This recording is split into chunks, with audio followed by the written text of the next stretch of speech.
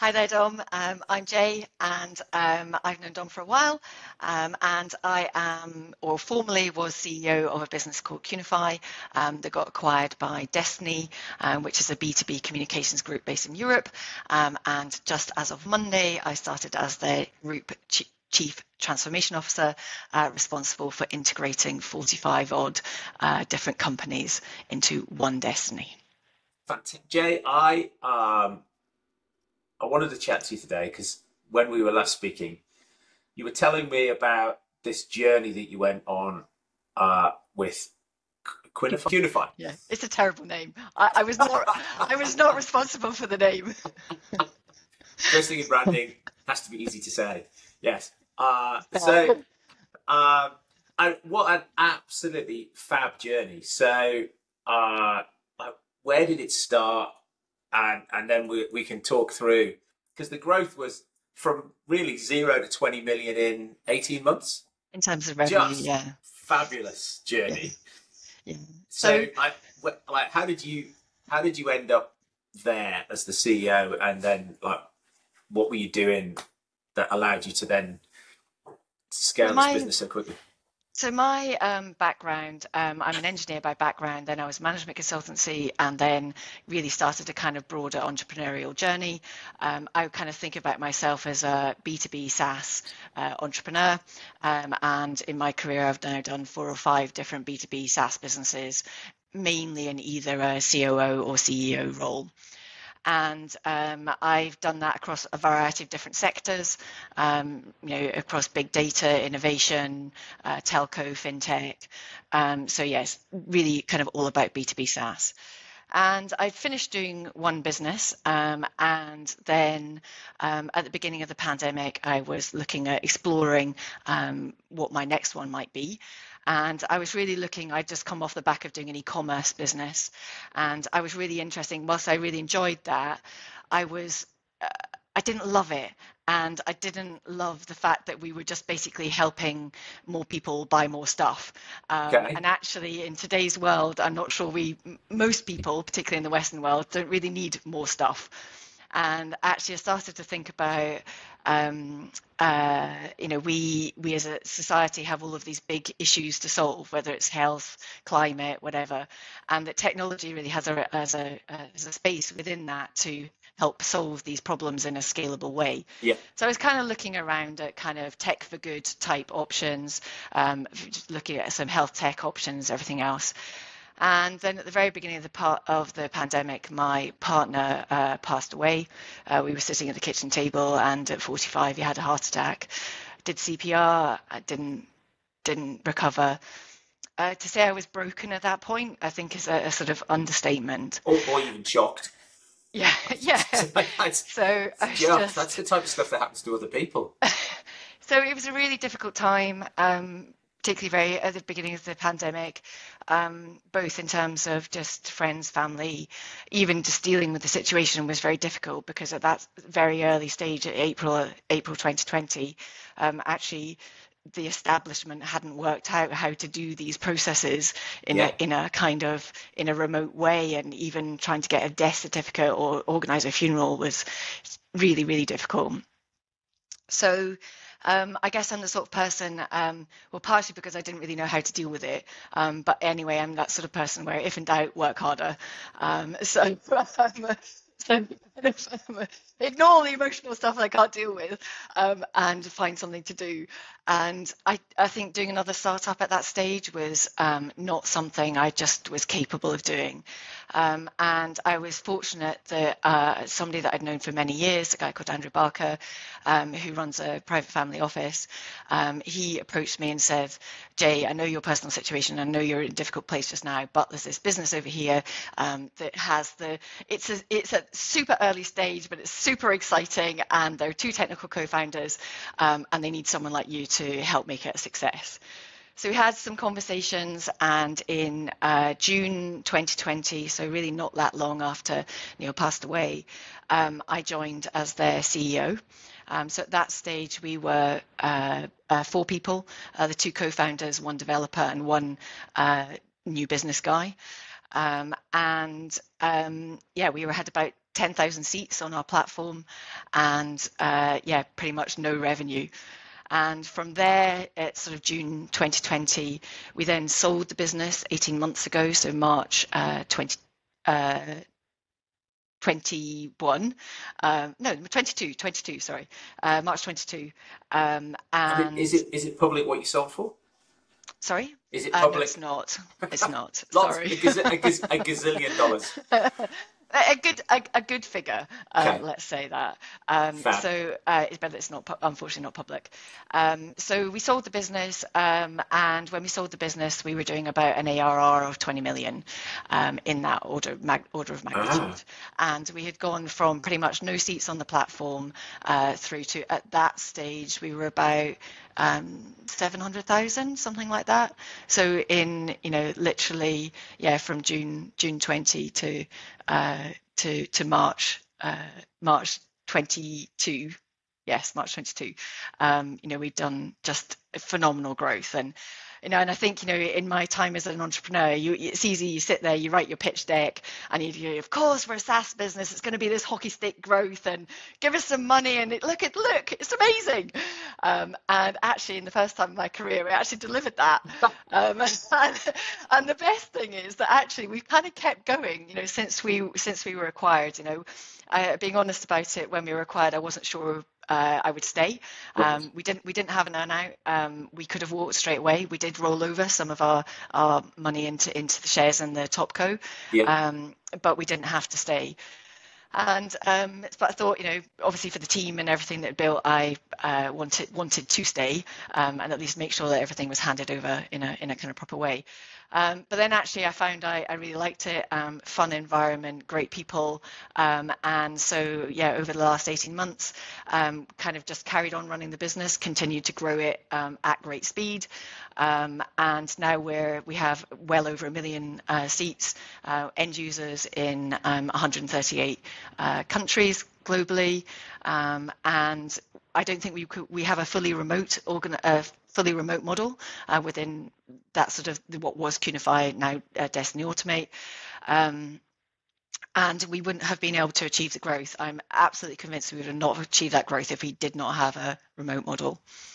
I want to pick your brains on the remote model, but you said something in your earlier on in your sort of description of yourself. You said, I've been CEO and COO of a number of businesses. Now, I've met lots of COOs who probably aren't ever going to be a CEO, and I've met lots of CEOs who, even if their hair was on fire and their life depended on it, couldn't be a COO. So, how can you manage to do both? A good question. I think so. To answer obliquely, so my mum and my dad. So my dad's an engineer. my dad's an engineer. My mum's an artist. Right. And I think and I am definitely a product of the two of those. In that actually I am analytical. Actually the numbers side of it. Obviously COO anyway is one of those roles that can mean lots of different things in lots of different places. But I think COO for me is kind of. Often has responsibility for a number of different bits of the organization, in terms of the back office stuff. But I think for me, a really good COO is somebody who really binds the organization together, the kind of the glue that makes it work. And I think for me, part of being a good COO is actually about storytelling and around actually engagement of people. Yeah. And actually, I don't think that's so different from my perspective to really what a good CEO does. Yes. And actually, I think that maybe if I look back at it and without wanting to be stereotypical about it. I don't think at the beginning stage of my career, I wasn't confident enough, didn't believe in myself to do the CEO role. And whether that's a female thing, whether that's a me thing, I don't know. But I didn't think I could do that. And it's funny because actually last night I had dinner with a friend of mine who used to be my CTO many years ago. When I was COO, and he was just like, the guy that we had as CEO, he was rubbish. He was like, you should have been CEO. The business would have been so much better if you'd been CEO. But I just didn't have confidence in myself to do it at that point in time. But so, also, you're quite gregarious for an engineer. Again, to be stereotypical, right? So, yeah. Yeah, but actually, I wasn't at this when I was. We know again, people that know me now don't really believe this, but at the start of life, I was quite shy and quite introverted, and I Okay. don't know whether it's how I've grown, how I've developed. Actually, I'm definitely not like that now, and actually, I need people around me, and I love working with different people. And I talk about in my team, I have this concept that I call cognitive laddering, Right. which I just made it up. I have no idea if that's a proper, It sounds, proper it's, term. it sounds like you should write a book on it now. It sounds real. Make it a thing. But I love, for me, like the best meetings are, you have a problem, you bring a set of people together. You start off, I would go into the meeting with a perception about what the solution might be, and then you have, this is for me is the importance of diversity in thought, so diversity in its broadest sense. You start off with something, and then everyone's like, oh well, yeah, but what if we did this? And I like that bit, but not that bit. And you kind of go through this process where you start off in one place, and it just kind of all ladders up, and you get to this end point where you didn't think it just wasn't even on your horizon when you kind of started in the meeting. And I love like that for me is, I love working with people and being in those situations. So Where they and I feed think, off each other and the energy and the yeah, ideas. Yeah. yeah, and actually I think, for me, again, CEOs, there's lots of different leadership models and lots of different ways you can be a CEO. But actually for me, being a CEO is creating something as a team and providing the direction and understanding that I have weaknesses as well as strengths, and how do we all build something and all move forward that we're super proud of, ideally at pace, if that's just impatient. But yeah, so I understand the question, but actually I'm not sure I see this. There are some It's, underpinning things within for a good COO and a good CEO, I think, that are that do overlap. okay. Well, and so here you are in the pandemic. Mm, You couldn't have built this business in an office even if you'd wanted to. no, So exactly. and you went from 3 or 4 people and no revenue to 70 people and an ARR of 20 million. Yeah. And so look, I was saying to you before I was saying to you before we press record, I know lots of businesses with 70 people who don't have anything written down. But at Yeah. 3 or 4 people, there's nobody to write them down, let alone anything to write down. So what are some of the things you got wrong scaling to 70 people across the world? Um, And I'm sure you made some unavoidable errors because you're I mean, moving at pace. yeah, I mean, I think, whether it's remote or in an office, hiring and finding the right people is always one of those things that is tricky. Yeah. So we definitely made some wrong hires, and What actually, what of the 70? mm, Because it's quite a short space of time. So to get to 70, how many people did you have to hire? Like 100, 150? I see. Well, we've had very little churn in terms Okay. of for the team. I think there's probably, I don't know the numbers off the top of my head. I think in terms of leavers, and we've maybe had 15, Okay. All something right. like So that. you get it right. Relatively low. You get it right pretty well. Yeah. And I think we definitely, and some of those people are not necessarily wrong hires, but they're people that actually, as we've grown, and I think, an organization always goes through, different kind of steps of Yeah. Yeah. maturity, and not everybody wants to go through all of that journey. Yeah. So there are some people that actually just, we've gone very amicably, but gone different ways. Yeah. So yeah, we have, I think, so hiring, I think. And had the two sort of co-founders and you run fully remote businesses before, or was this No, no? So none this of was us like had. so all of this was your transition from we're used to turning up in an office with a coffee machine Yeah. into it's all on Zoom. Yeah, make some stuff up as it went Yeah. along that sort of Okay. felt sensible. Yeah. I think so. I think the things we got wrong, and maybe there was a couple of hires at the beginning, was about how intentional we were about the fact that we were remote, Okay. and actually we needed, very quickly we realised that our major, we have a channel model. We realised that our major channel partners were going to be in the US. Yeah. So actually having both sales resource in the US and also having sales engineers support resources in the US became pretty key key pretty quickly. Yeah. I think we did have a couple of mishires there, and partly that was making sure that people would communicate in the right way, and can manage with that kind of quite intense way of communicating, particularly to begin with, and to get up to speed, and that we're comfortable with time shifting days to cope with time zones and all of that kind of just practical stuff. And I think that made us really intentional about it's not that we just happen to have people in all sorts of different places. It's that, okay, if we're going to be a remote organization, what does that really mean?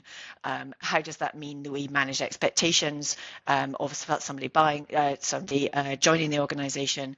How does it mean we onboard them? So actually, until I changed my role on Monday, I still did an induction session with every single new joiner, because actually, in terms of this is how we expect you to behave, and this is the psychological contract that I'm now creating with you about how what it means to be part of our culture. And actually, particularly for, again, without being too stereotypical, like the support engineers, telco support engineers, they typically tend to be quite introverted. Developers that are quite happy to just sit with their headphones on all day and not put their cameras on and things like that. That's not okay in our culture. And we're very clear about actually what the expectations are. And we have a lot of, and then that's quite a time commitment from you. Yeah. To do that with every new hire. But I think it's. But you must think you get return on your time. Yeah. So I think it sets that expectation really quickly, and it's really interesting now that we're part of the bigger group. We obviously do things in a more formal way around employee engagement and employee satisfaction, and our satisfaction and engagement scores are like the highest in the whole group. Right. Even though we're the ones that don't have, we do have FaceTime now post-pandemic, but only once a quarter. So everyone's a bit like, how do you get that level of engagement when you guys don't, you don't sit in the same office? And I think it's because we've been very intentional about the way we communicate.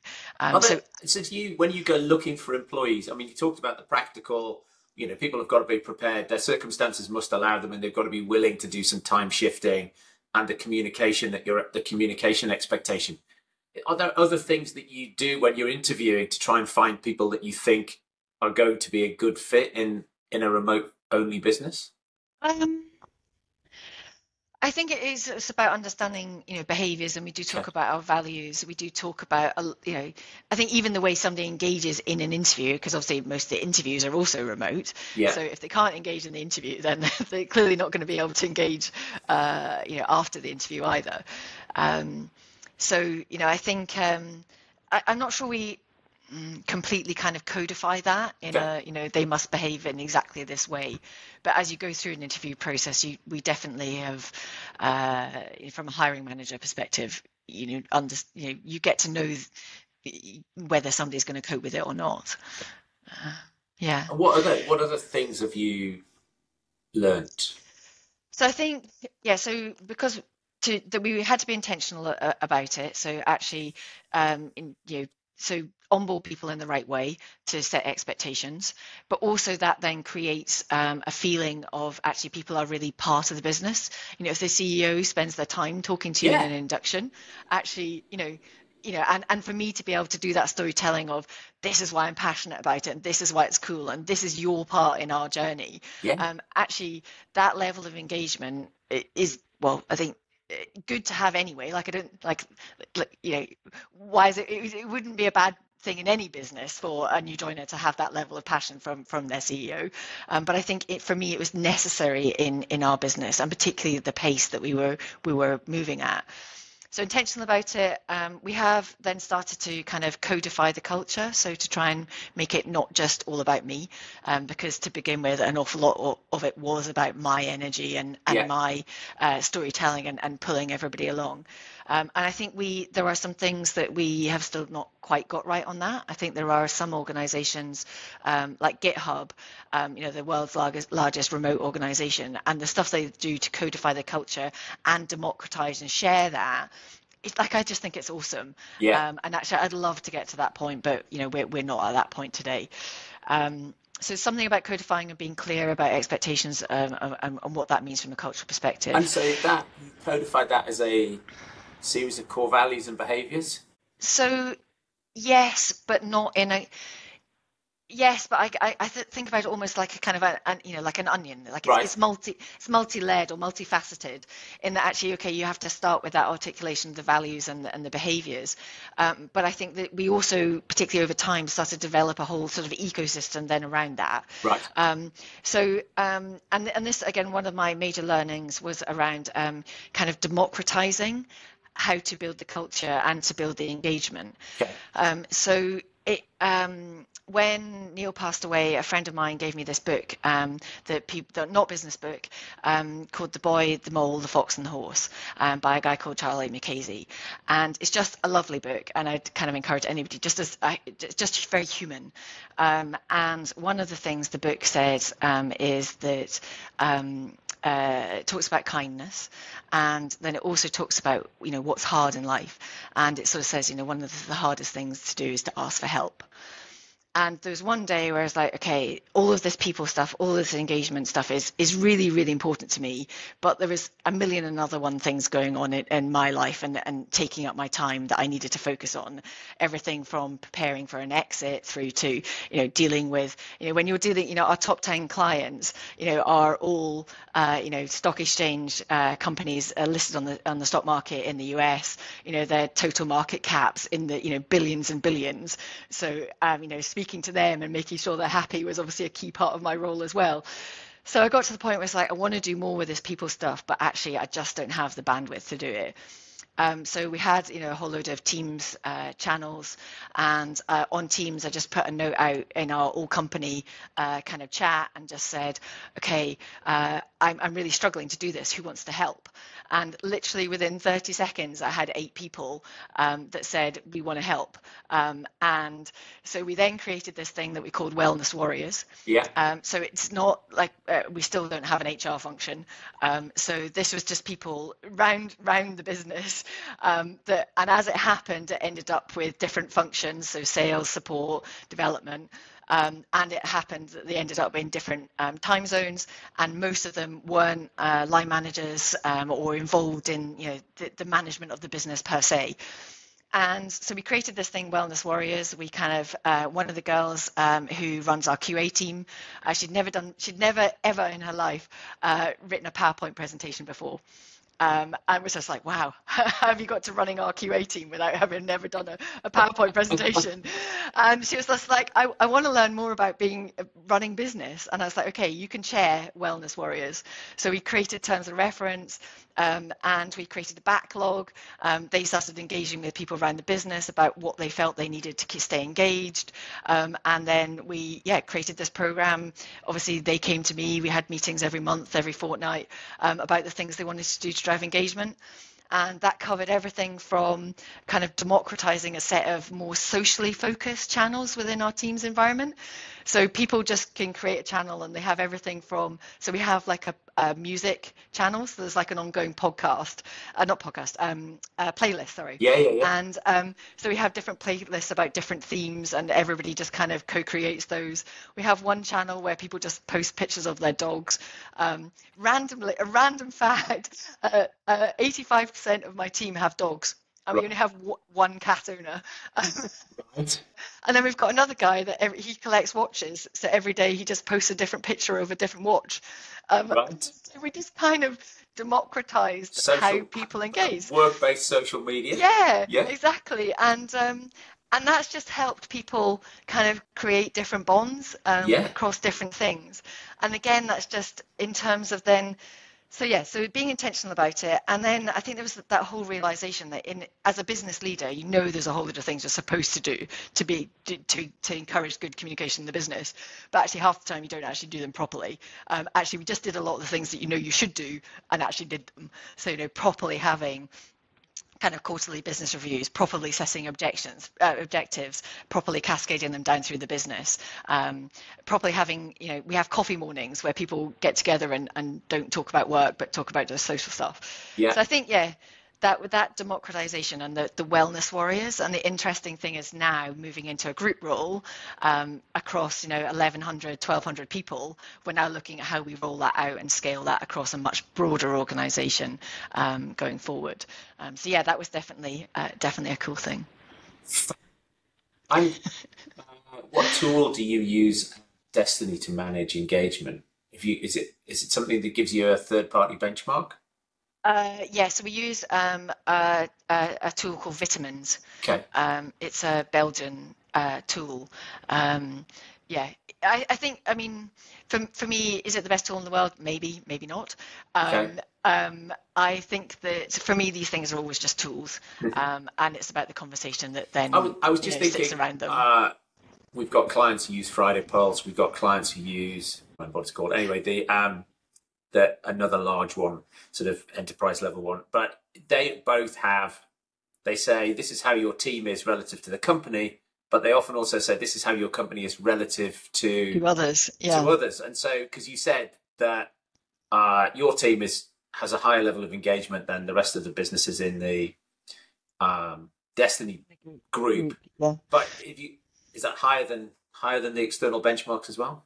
I don't know is the short answer. Okay. I think the fact that we have relatively low churn in terms of our employees, and the feedback that we get on a pretty ongoing basis. Are there challenges that you still feel that you haven't solved? If you think back to your time in an office with people, are there some things that you think, it's been fabulous, would never have thought to do it, the pandemic forced us to do it like this, but there are things that I still think you get in an office that you haven't been able to? I mean, I think that the whole whiteboarding thing, that is definitely a thing, and I think that kind of even without the cognitive laddering, it's even with that, it's still like if we were just doing this in person, it would be better. Yeah, okay. Exactly.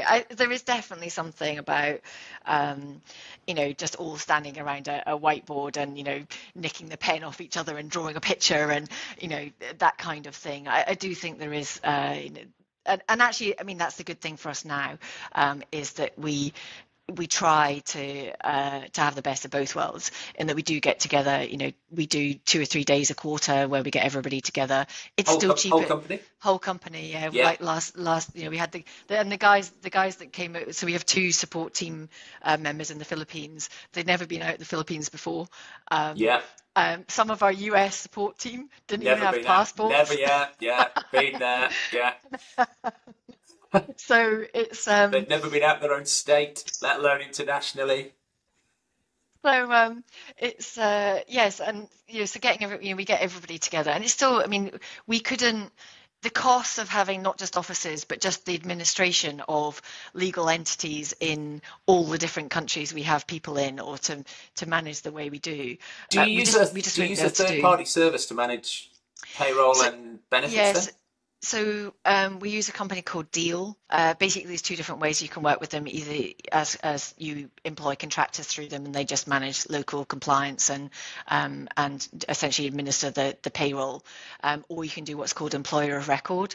And really, from an HR legislation perspective, if somebody's in a substantive role as opposed to just coming and doing a project for you, they really, like, if you think under UK legislation, IR35 and all of that, then somebody's trying to get a hold of you. They are.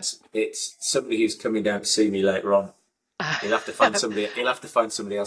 Yes, I think so. Because of kind of legislative things, if somebody is really working in a way that is really substantive as a substantive employee, then you have to use an employer of record mechanism rather than just a contractor, and that is that's what we use Deal for. Okay. So we just manage it all through them. And Jay, what is it you know now you wish you'd known earlier? I think that that, as I mentioned earlier, that the kind of asking people for help, and actually that humility to go to kind of just say, I'm struggling. I think, and actually people step up, and actually when you ask for help, they step up. You sometimes get to a better place than you would have done if you'd done it yourself. And actually, I think it really, everybody talks about, employee empowerment and giving the people space to step up and everything else.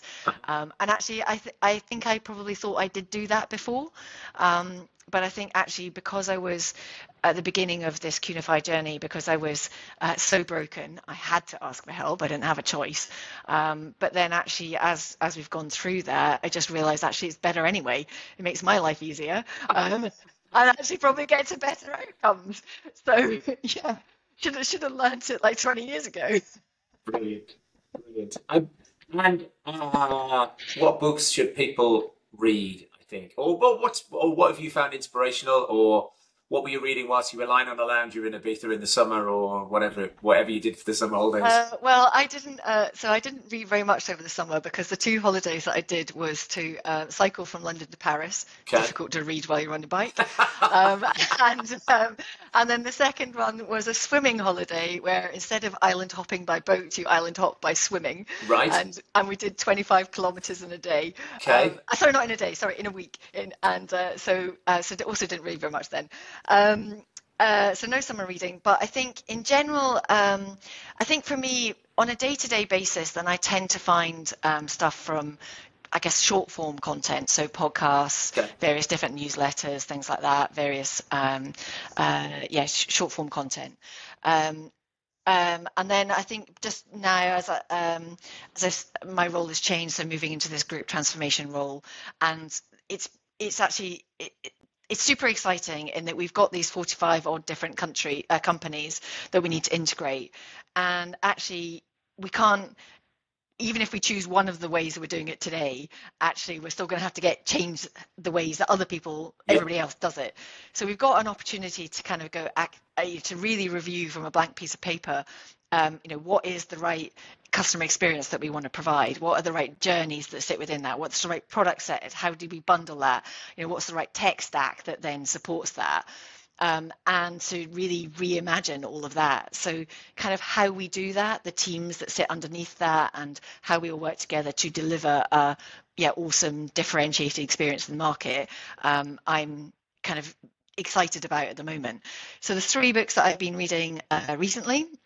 So one is called Team Topologies, which is basically it is really around organizational design in particularly tech or SaaS businesses, and kind of basically how do you define your organizational structure based on what needs to be closely coupled versus what needs to clearly be aligned but can be more loosely coupled. Yeah. So that's Team Topologies.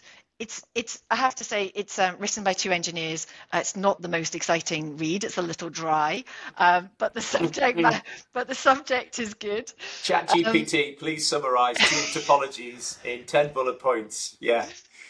Actually, on ChatGPT, we had a conversation in one of our team socials about how people were using ChatGPT, and one of our support engineers said that he used it every day to take his really techie replies to tickets, and said, "ChatGPT, please turn my support ticket please express my support ticket in a way a 5-year-old could understand." Oh, fab. And his ticket resolution times, customer satisfaction, all his scores and everything have gone massively up. And I was like, "Wow, I love that." Fabulous. So the trick now is to make that a thing so that everybody does it. Everybody does it, yeah. So Team Topologies, and then other 2, the Effortless Experience. Okay.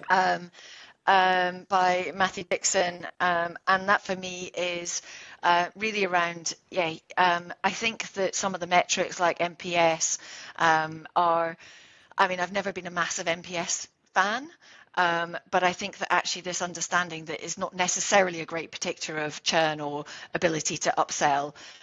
So actually creating effortless experiences, so that is a key to that. So particularly given some of the transformation work that I'm doing at the moment, super interested in that. And then the other one is scaling customer success. Again, I've sort of run SaaS businesses for the last kind of 15, 20 odd years. And I think, in that time, I've seen the sort of thesis around customer success change quite a lot. And I think that, again, if you're working in an environment that's got a sort of modular portfolio where there's upsell pathways that are possible, and you want to create that stickiness and improved ARPU and all of those kind of good things, then it comes down to fundamentally how you, not just your sales model, but actually what your customer success model is as well. So yeah, those are my three things at the moment. Jay, that's magic. That I might give team topologies this, but I will go and maybe I'll be saved because it's not on Audible, which is how I consume most of the books. But effortless experience, I'll go and look at scaling customer success. Brilliant. Thank you very much indeed for coming on. What if there's one thing that somebody could do tomorrow? Have you got a top tip for somebody? Do something in their business tomorrow, maybe about culture?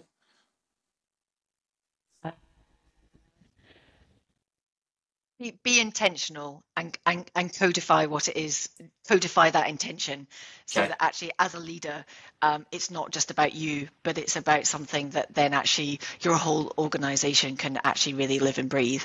But they can't do that unless you're intentional about it and you really codify it in a way that's clear, and that people can live and breathe against. Then they've got guide rails, but they can make their own decisions. Indeed. Exactly. Right. Jay, lovely to talk to you. Thank you for coming on.